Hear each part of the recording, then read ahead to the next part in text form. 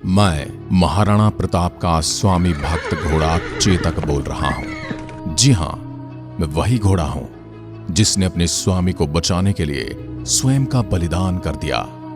बलिदान सिर्फ मनुष्य ही नहीं करते, मेरे जैसे घोड़े भी करते हैं बलिदान, और अपना नाम इतिहास के उन पन्नों में लिखा जाते हैं जो कभी नहीं मिटते। आने वाले युगों में बहादुरी और बलिदान का पर्याय बन जाते हैं। आज मैं अपने जन्म से लेकर अपने बलिदान यानी कि मेरी मृत्यु की उस यात्रा पर आपको लेकर जा रहा हूं। इस यात्रा में आप मेरे साथ चलकर उस वीर महापुरुष की अनुभूति करोगे जिनका मैं कभी साथी था। मैं कैसे और कहां से होते हुए महाराणा प्रताप के पास पहुंचा और कैसे मैंने हल्दी घाटी के युद्ध में पल पल महाराणा प्रताप जी का साथ दिया और छाया बनकर उनके साथ रहा, मैं सब कुछ बताऊंगा। दोस्तों, चेतक की अदम्य साहसिक यात्रा पर जाने से पहले वीडियो को लाइक करें, चैनल को सब्सक्राइब करें और बेल आइकन दबाएं। कमेंट में बताएं किस विषय पर वीडियो चाहिए। सबसे ज्यादा कमेंट वाले विषय पर अगला वीडियो आएगा। और इस वीडियो के लिए कई दर्शकों ने कमेंट किया था, जैसे कि आप वीडियो में देख रहे हैं। इसलिए पेश है चेतक। मैं उस पवित्र भूमि गुजरात की मिट्टी से उपजा हूं जहां काठियावाड़ी घोड़ों की गौरवशाली नस्लें फलती फूलती हैं। मेरा जन्म सन 1553 में हुआ, एक ऐसे समय में जब मेवाड़ की धरती युद्ध और वीरता के किस्सों से सजी हुई थी। मेरी नीली चमक न केवल मुझे विशेष बनाती है, बल्कि उसमें वह वीरता भी समाई हुई है जो कभी हार न मानने का संदेश देती है। मेरे बचपन के शुरुआती दिन खेल कूद और मस्ती में बीते, पर मेरी माँ और झुंड के अन्य वयस्कों से मैंने जीवित रहने की कौशल सीखे। वह दिन मेरे लिए सिर्फ खेलने कूदने के ही नहीं, बल्कि जीवन के महत्वपूर्ण पाठ सीखने के भी थे। चौकन्नी निगाहें और तेज रफ्तार, ये मेरी पहचान बनती जा रही थी। दोस्तों, चाबुक का वो दर्द मुझे आज भी याद है, परंतु उस चाबुक के दर्द को सहन करने का इतना बड़ा इनाम कि आज मैं इतिहास में गौरवशाली नाम के साथ जाना चाहता हूं, ये मेरी आत्मा को वो अदम्य साहस वाली खुशी देती है जिसे आप समझ सकते हैं। मेरे जीवन का एक नया अध्याय तब शुरू हुआ जब मेरी प्रतिभा और शक्ति को पहचानते हुए एक व्यापारी ने मुझे चुना। इस व्यापारी के साथ मेरी यात्रा ने मुझे नई दुनिया दिखाई और मेरे भीतर के साहस को जगाया। लेकिन असली करवट तो अभी आने वाली थी। उस व्यापारी के साथ मैं कई जगह घूमते हुए चित्तौड़गढ़ की नगरी में प्रवेश कर गया। जब पहली बार महाराणा प्रताप से मेरी भेंट हुई तो उस क्षण की अनुभूति ने मेरे सारे अस्तित्व को झकझोर कर रख दिया।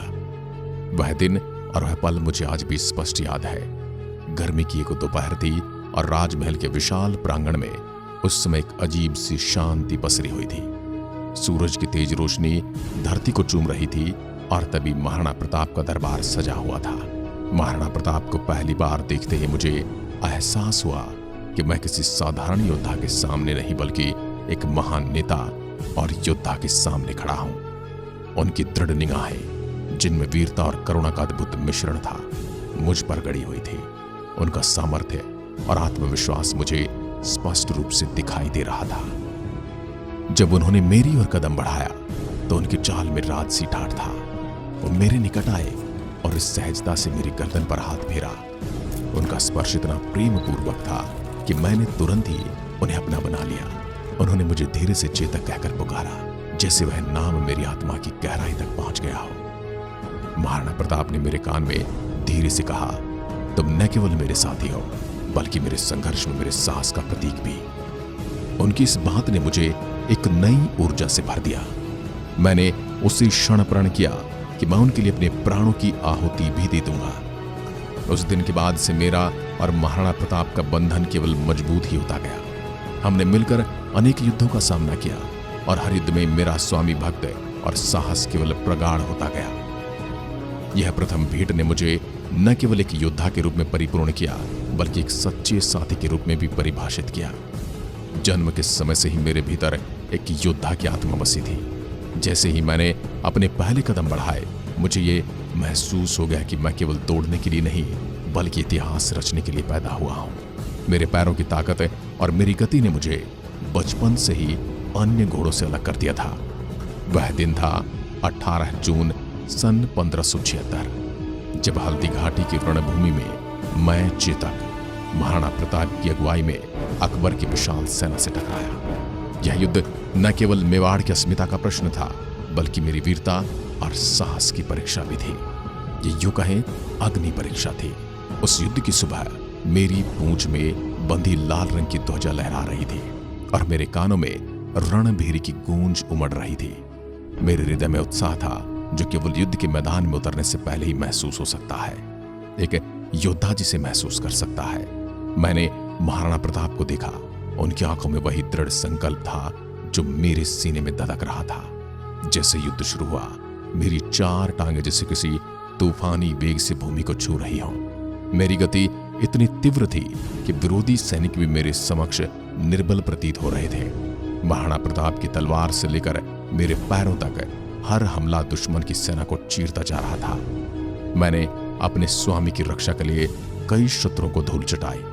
महाराणा प्रताप के साथ मेरा संबंध इतना मजबूत था कि उनके हर आदेश को मेरी समझ बिना किसी शब्दों के ग्रहण कर लेती थी।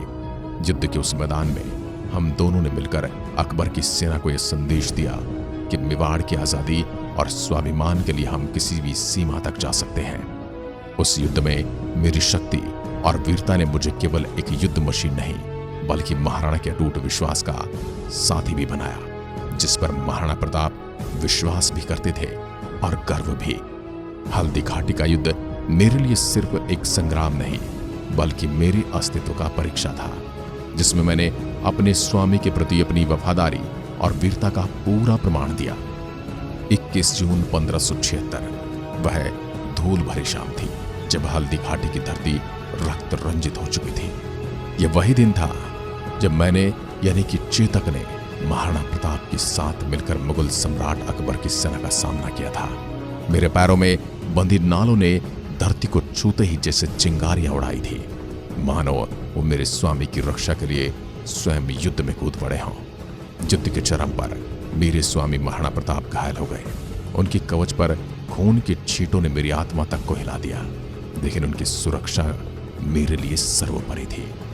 जिस तरह महाभारत के युद्ध में श्री कृष्ण ने एक सारथी बनकर अर्जुन की पल पल रक्षा की थी, मेरे मन में भी ऐसे ही भाव आए थे, क्योंकि उस समय महाराणा प्रताप का सारथी भी मैं ही था और घोड़ा भी। मेरे शरीर से बहते हुए रक्त की गहरी चोटों के बावजूद मेरे पैर निरंतर चलते रहे। मैंने अपने घायल पैरों पर जीवन की सबसे लंबी और कठिन दौड़ लगाई। ये वह दौड़ थी जो मेरे जीवन के अंत तक जा सकती थी।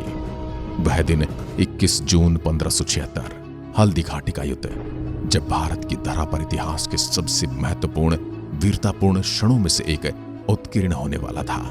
आज इतिहास के पन्नों में कुछ ऐसा दर्ज होने वाला था जो न पहले हुआ था और न शायद बाद में। महाराणा प्रताप और उनकी सेना अकबर की विशाल सेना का मुकाबला कर रहे थे।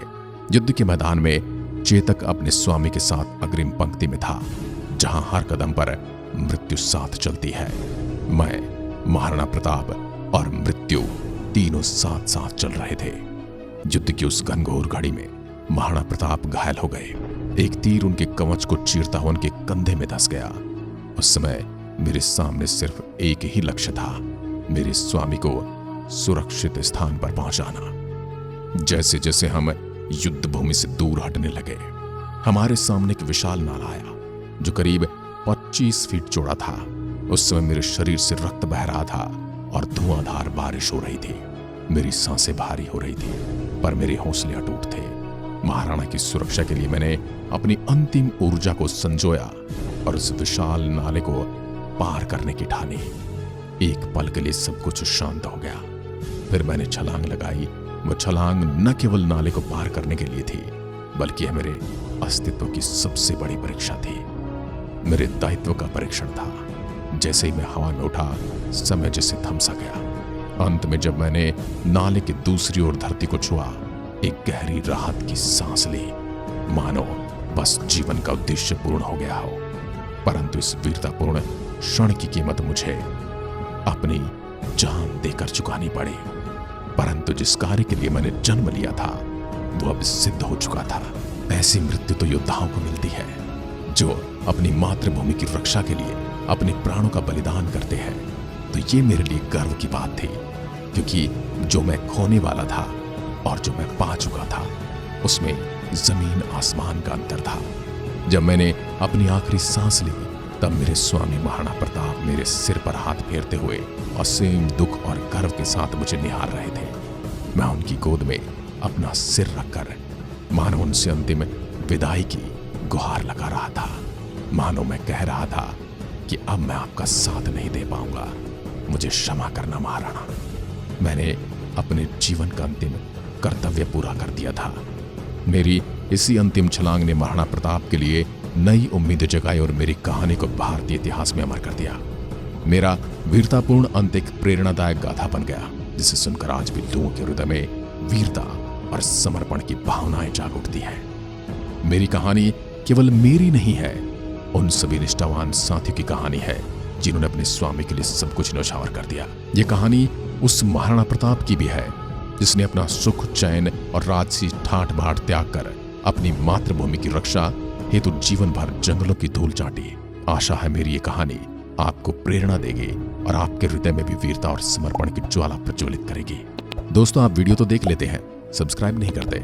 इतना अच्छा कंटेंट बनाने के बाद भी हमारे पास कम से कम 5 लाख सब्सक्राइबर तो होने ही चाहिए ना। अब अगले वीडियो आपको किस पर देखना है कमेंट करके जरूर बताना।